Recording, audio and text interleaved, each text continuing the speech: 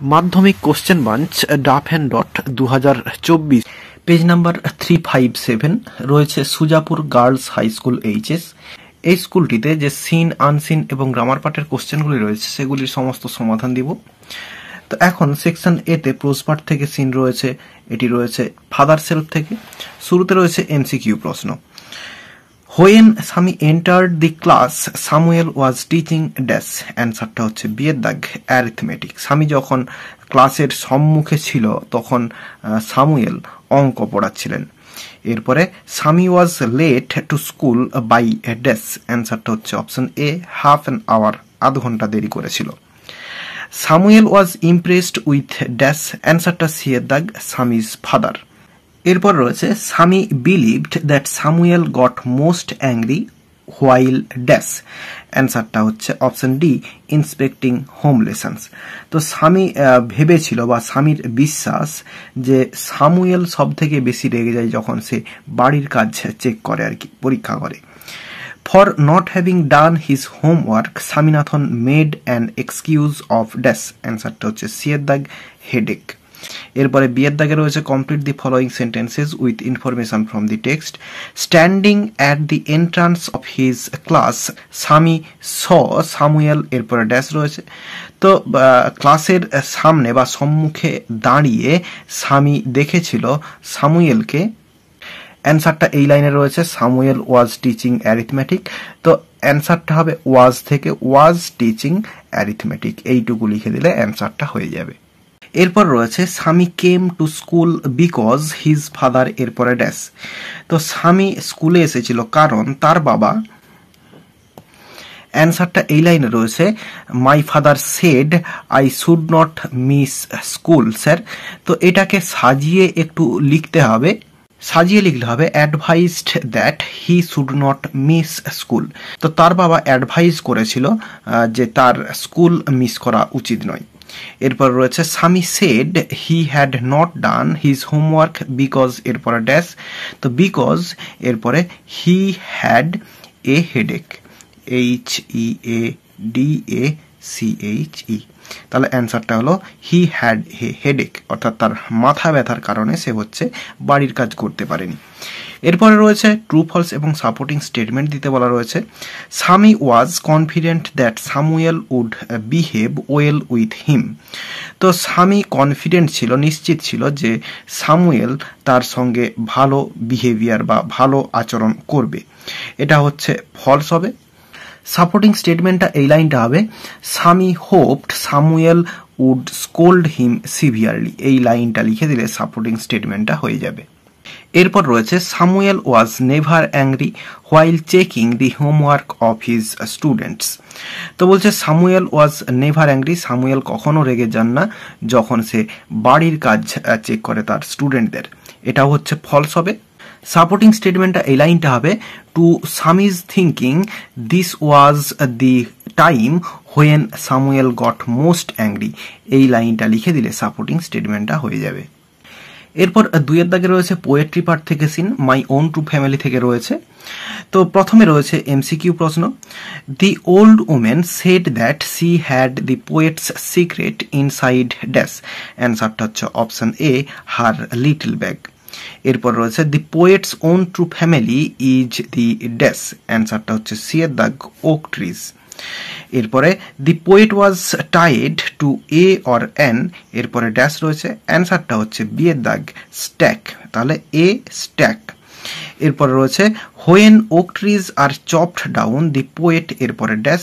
অ্যান্সারটা হচ্ছে option C is indifferent. এরপর রয়েছে বিয়ের দাগে আনসার দি ফলোয়িং কোশ্চেন্স রয়েছে। When did the poet come twice awake. কবি দ্বিতীয়বার কখন জেগে উঠেছিলেন? তো দেখো অ্যান্সারটা লিখে দিলাম। When the old women opened up her little bag, BAG, the poet came twice awake. তো যখন বৃদ্ধা মহিলা তার ছোট্ট ব্যাগটি খুলেছিল তখন কবি জেগে উঠেছিলেন। এরপর রয়েছে what would happen to the poet if he failed to make the promise. কবি যদি প্রমিস করতে ব্যর্থ হন তাহলে তার কি হবে? অ্যান্সারটা লিখে দিয়েছি দেখো। If the poet failed to make the promise he would be covered by the black oak bark and be rooted among the oak trees. তো এখানে দি আদার ওক ট্রিজ লিখলে ভালো হতো। তো যাই হোক, এইটা লিখে দিলে অ্যান্সারটা হয়ে যাবে। আর এই কোশ্চেনটা আগে বহুবার পাওয়া গিয়েছে, মানেটা আর বললাম না। এরপরে একটা আনসিন রয়েছে। তো দেখো আনসিনটা প্রথমে শুরু রয়েছে কলকাতা দিয়ে, এবং এটা তাহলে রিপোর্ট, সেটা বোঝাই যাচ্ছে, রিপোর্ট আকারে দেওয়া রয়েছে। A fire that apparently started at a street vendor's stall engulfed the 6-story Bagri market in Canning Street early on Sunday and continued to smolder late in the evening despite the efforts of 30 fire tenders.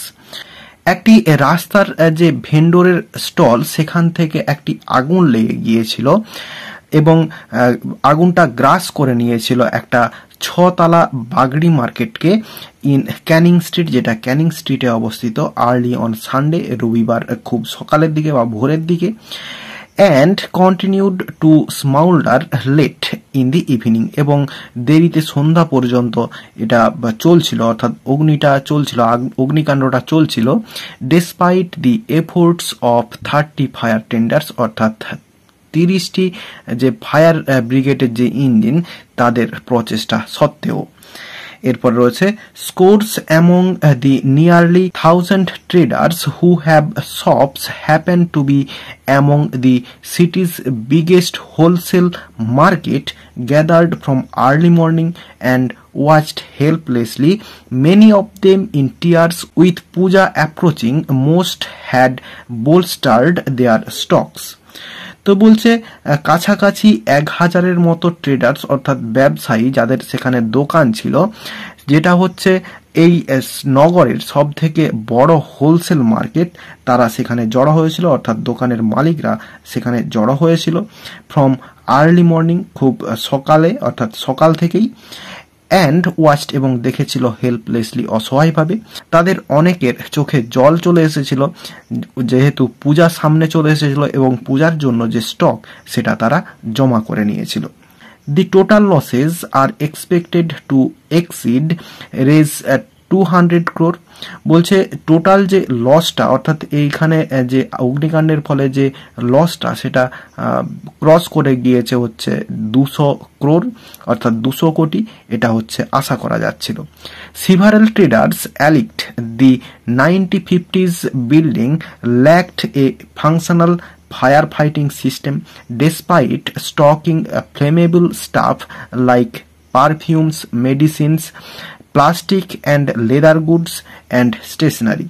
অনেক দোকানদারেরা তারা অভিযোগ করেছিল এই 1950-এর যে বিল্ডিংটা, এটাতে হচ্ছে fire fighting সিস্টেমের যে ফাংশন সেটা ছিল না। ডেসপাইট স্টকিং ফ্লেমেবল স্টাফ, অর্থাৎ যেগুলো দহনযোগ্য যে সমস্ত জিনিসপত্র সেগুলো সেখানে ছিল, যেমন হচ্ছে পারফিউমস, মেডিসিনস, অর্থাৎ ঔষধপত্র, প্লাস্টিক এবং লেদারের জিনিসপত্র এবং স্টেশনারি জিনিসপত্র সেখানে থাকতো। বাগরি মার্কেট ইজ লেস দেন 1 কিমি Lalbazar, the city police headquarters. Bagri market সেটা হচ্ছে যে সিটির পুলিশ হেডকোয়ার্টার্স লালবাজার, তার 1 কিমিরও কাছে ছিল, অর্থাৎ বাগরি মার্কেট থেকে যে লালবাজার যে পুলিশের হেডকোয়ার্টার, সেটা কিন্তু তার দূরত্বটা 1 কিলোমিটারও ছিল না, তার কম ছিল। এরপর রয়েছে we have overhead water tanks to tackle fires but they were empty. তো বলছে আমাদের মাথার ওপরে, অর্থাৎ বিল্ডিং এর ওপরে সেখানে ওয়াটার ট্যাঙ্কস ছিল এই ফায়ারকে ট্যাকেল করার জন্য, অর্থাৎ আগুন নিভানোর জন্য, কিন্তু সেগুলো খালি ছিল।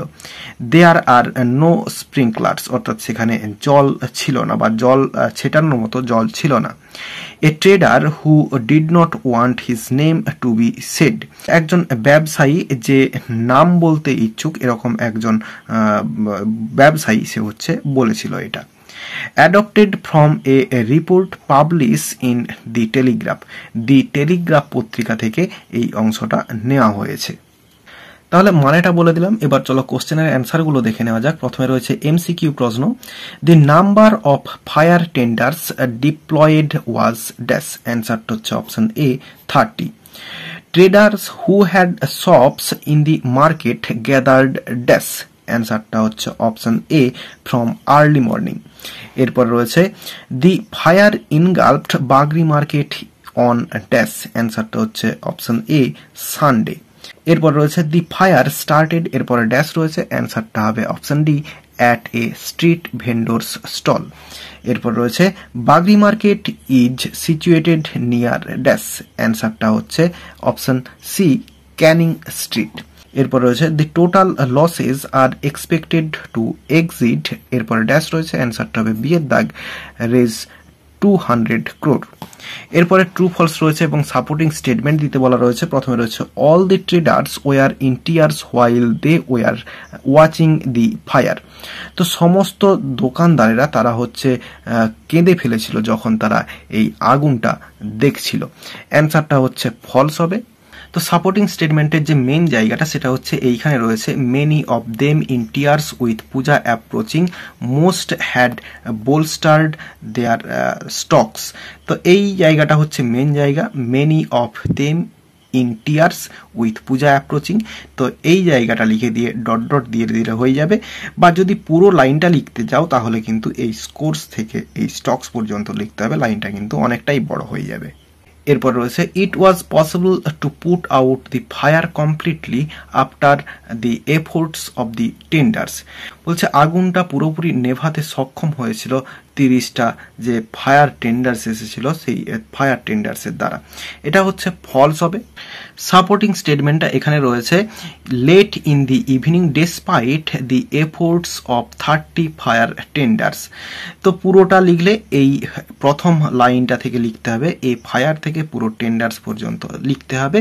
এরপর রয়েছে Bagree market is a little more than 1 কিমি ফ্রম লালবাজার। বলছে বাগরি মার্কেট লালবাজার থেকে 1 কিমিরও বেশি দূরত্বে রয়েছে। এটা হচ্ছে ফলস হবে।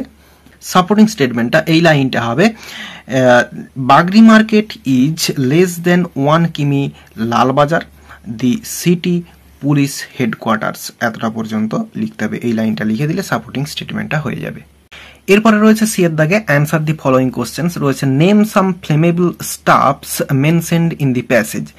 এই প্যাসেজে যে কিছু দাহ্য বস্তুর কথা উল্লেখ করা রয়েছে সেগুলো কি কি বা সেগুলোর নাম বলো। তো অ্যান্সারটা শুরু করব এইখানে এরকম ভাবে, some flammable stuffs which are mentioned in the passage, এরপরে আবার আর দিয়ে এরপরে যে নামগুলো রয়েছে সেগুলো লিখে দিব। সেগুলো লিখব এই like perfumes, medicines, plastic and leather goods and stationery, এই অংশটুকু লিখে দেবো। তাহলে এই লাইক থেকে এই স্টেশনারি পর্যন্ত লিখে দিলে অ্যান্সারটা হয়ে যাবে। এরপর রয়েছে why was it difficult to put the fire out, অর্থাৎ আগুন নেভানোটা সেটা কঠিন ছিল কেন। অ্যান্সারটা শুরু করব এই ইট থেকে। ইটের পরে আমরা লিখব ওয়াজ, ইট ওয়াজ, এরপরে difficult to put the fire out, এরপরে জিজ্ঞাসা চিহ্নটা লিখবো না, লিখবো বিকজ, BECAUSE। তাহলে ইট ওয়াজ ডিফিকাল্ট, এটা ছিল কঠিন, to put the fire out, আগুন নেভানোটা, বিকজ কারণ। অ্যান্সারটা এইখান থেকে লিখবো the 1950s building lacked a functional fire fighting system despite stocking flammable stuff like perfumes, medicine, plastic and leather goods and stationery. এতটা পর্যন্ত লিখে দেব। তাহলে এই দি 1950s থেকে পুরো হচ্ছে স্টেশনারি পর্যন্ত লিখে দিলে অ্যান্সারটা হয়ে যাবে। এরপরে রয়েছে what did the old building lack. তো ওল্ড বিল্ডিং এর কোন জিনিসটাতে অভাব ছিল। অ্যান্সারটা শুরু করব এই দি থেকে, দি ওল্ড বিল্ডিং, এরপরে এই যে ল্যাক আছে ডিড দিয়ে কোশ্চেন রয়েছে তাই জন্য এটাকে ল্যাকড করব, LACKED, ল্যাকড। এরপরে লিখব a functional fire fighting system despite stocking flammable stuff like perfumes, medicine, plastic and leather goods and stationery যা আছে লিখে দেব। তাহলে এ থেকে এ ফাংশনাল থেকে স্টেশনারি পর্যন্ত লিখে দেব ওই পাশের পরে। এরপর রয়েছে name the biggest wholesale market in Kolkata, কলকাতার সব থেকে বড় যে হোলসেল মার্কেট সেটার নাম বলো। আর what type of text is this. তো এই টেক্সটটা হচ্ছে একটা নিউজ পেপার রিপোর্ট। তো যাই হোক, এখানে যেটা বিগেস্ট হোলসেল মার্কেট সেটা হচ্ছে বাগরি মার্কেট। তাহলে অ্যান্সারটা হবে এই প্রথমেই লিখে দেব Bagree market, BAGREE Bagree market, MARKET। এরপরে ইজ লিখে দেব, এরপরে এই দি থেকে লিখে দেব the biggest wholesale market in Kolkata. তাহলে অ্যান্সারটা আবার বলছি, Bagree market is the biggest wholesale market in Kolkata, এরপরে ফুল স্টপ হয়ে যাবে। এবং এরপরে যে রয়েছে what type of text is this, এটাকে লিখব the text is a newspaper report, NEWS newspaper report, REPORT, এটা হচ্ছে লিখে দেব। তাহলে the text is a newspaper report. এরপর রয়েছে সেকশন বিতে গ্রামার অ্যান্ড ভোকাবুলারি। প্রথমে রয়েছে write the correct alternatives to fill in the blanks.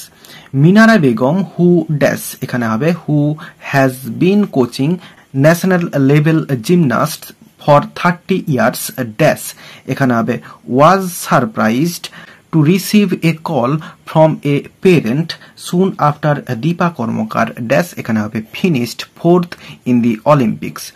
এর আগের একটা পেজে পাওয়া গিয়েছে, মানেটা বললাম না আর। এরপর রয়েছে fill in the blanks with appropriate articles and prepositions। রয়েছে when John arrived dash Mumbai, এখানে হবে to মুম্বাই ড্যাশ ট্রেন, এরপরে হবে by train।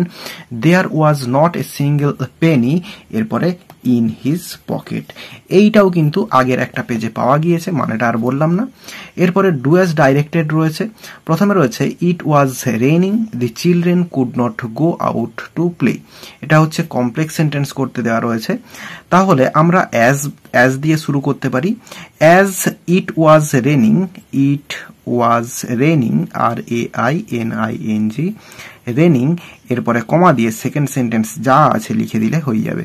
The children, CHILDREN, এরপরে যা আছে লিখে দেবো প্লে পর্যন্ত, তাহলে অ্যান্সারটা হয়ে যাবে। তাহলে অ্যাজ ইট ওয়াজ রেইনিং, এরপরে কমা দিয়ে দি চিলড্রেন থেকে যা রয়েছে প্লে পর্যন্ত লিখে দিতে হবে পুরোটা, তাহলে অ্যান্সারটা হয়ে যাবে। My friend gave me a story বুক, এটা হচ্ছে ভয়েস চেঞ্জ করতে দেওয়া রয়েছে।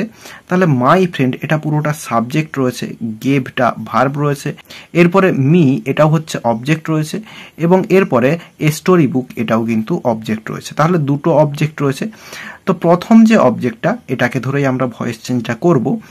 তো যদিও এটাকে ধরেও আমরা করতে পারি। এটা রয়েছে দেখো সিম্পল পাস্ট টেন্সে, অ্যাক্টিভ ভয়েসে রয়েছে, প্যাসিভ ভয়েসে আমরা করব। তাহলে মিটা যেটা রয়েছে এটাকে সাবজেক্টে নিয়ে এলে আই হয়ে যাবে, এবং আয়ের পরে যে পাস্ট টেন্সের বি ভার্ব সেটা হচ্ছে ওয়াজ হবে। এরপরে ভার্বের থার্ড ফর্ম গিভেন হবে, এবং এরপরে যে দ্বিতীয় অবজেক্টটা অর্থাৎ এই যে এ স্টোরি বুক এটা রিটেন্ড অবজেক্ট হিসেবে বসে যাবে, এ স্টোরি বুক। এরপরে প্রিপোজিশন বসবে বাই, এবং তারপরে সাবজেক্টটা অবজেক্টে চলে যাবে মাই ফ্রেন্ড। তাহলে অ্যান্সারটা হলো I was given a story book by my friend. এরপর রয়েছে the teacher said to the students stand up on the bench, এটা হচ্ছে ইনডিরেক্ট স্পিচ অর্থাৎ ন্যারেশন চেঞ্জ করতে দেওয়া রয়েছে। তাহলে এই যে stand up on the bench imperative সেন্টেন্সে রয়েছে এবং এটি একটি অর্ডার বোঝাচ্ছে। তাহলে আমরা করব দি টিচার, TEACHER টিচার।